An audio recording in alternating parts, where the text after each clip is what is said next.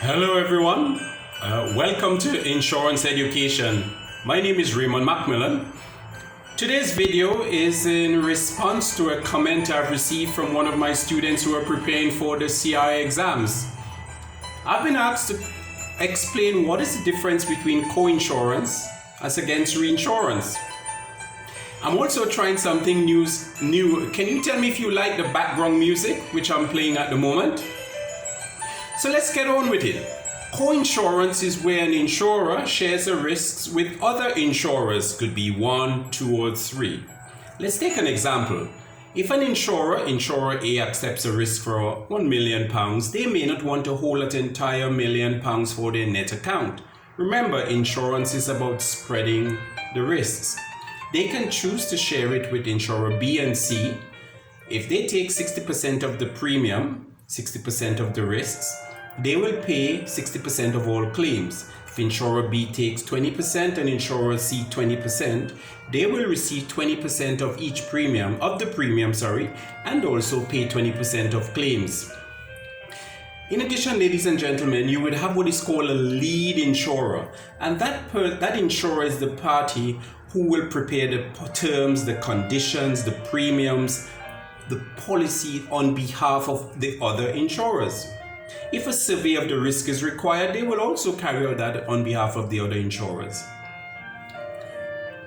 There's a situation where you can have the lead insurer in another setting. Sometimes the lead insurer of a risk is that insurance company who has the expertise and the talents required to underwrite that class of business. Right? Sometimes that's the position. I want to share with you co-insurance in another area. You may be fully aware that for each and every claim, an excess is paid by the insured, the client.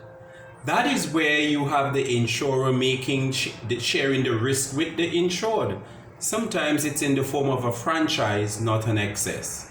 In that case, you have the risks being shared. You have co-insurance in a similar setting. Remember, with an excess, it is only paid when there's a claim. If there is no claim, there's no excess to be paid. Let's look at reinsurance. Very simply, reinsurance is insuring a risk which has already been insured. So the client shares the risk with the insurance company. The insurance company shares the risk with another party called the reinsurer. Quickly again, this contract is between the insurance company and the reinsurer. However, this insurer is 100% liable for all claims to the insured, whether the reinsurer fails or not. We hope not.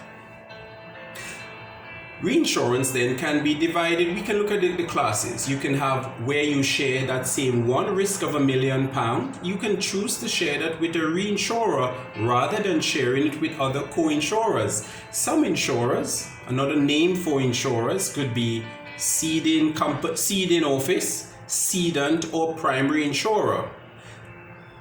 This cedant can choose to share with a reinsurer rather than the other insurance companies in the same territory. Maybe they don't want them to be aware that they hold this particular risk. Maybe there'll be a temptation if they are sharing it as co-insurers. At the end of a year, they may be tempted to go after the entire account at different terms. You can share that risk on a one-on-one basis with a reinsurer. That is called facultative reinsurance. However, an insurance company, cedant, primary office, or ceding office, can choose to reinsure their entire book of business. If they have 3,000 cars that they underwrite in a year, they can insure all those cars just in case of catastrophes with a reinsurer. That usually is done on what is called a proportional reinsurance basis, where for each vehicle they collect, they share it in a set percentage with the reinsurer. Usually it's what is called a quota share, 40% being held by the primary insurer, 60% going to the reinsurance company. Claims are paid in the same proportion. But guess what, ladies and gentlemen? There is also non-proportional reinsurance where the insurer can choose what percentage of the risk they will hold, the difference they will share with the reinsurer, rather than a set percentage each and every risk. Under the excess of loss type or non-proportional insurance, the insurer can retain more of the premium. Say if it's a very good risk of its class, you can see the insurer retaining a lot more of that because it's an excellent risk, a good risk in its class, rather than giving that premium away to the reinsurer. There's another type of reinsurance, another type of policy, which is reinsured. And that is, let's say an insurer doesn't have any experience or claims history for a new class of business they would like to go into. They can buy reinsurance to protect that type of potential exposure. So that, let's say every risk they write, for every pound they receive for that new class of business where they do not have the expertise, they don't have the history, so they are not even sure if the correct rate of premium was attached to the exposure, they can stop their losses at 80 cents. That means, should at the end of their trading year, the actual experience is that for every pound they collect, they paid £1.20 in claims, they would only be able they would only be responsible for 80% of that, because they have bought a reinsurance policy to stop all their losses at 80 pence, called stop loss reinsurance. The reinsurer would pay all claims above the 80 cents up to £1.20. But usually the reinsurer says we would only pay 95% of that, giving you 5% back to make sure you behave responsibly and not say, well, I have reinsurance for anything over 80 pence, therefore it's the reinsurer to catch. No. The reinsurer makes you responsible. And a quick one, Mr. Chalji. This is just a bonus. The reinsurers themselves, they take risks from all over the world.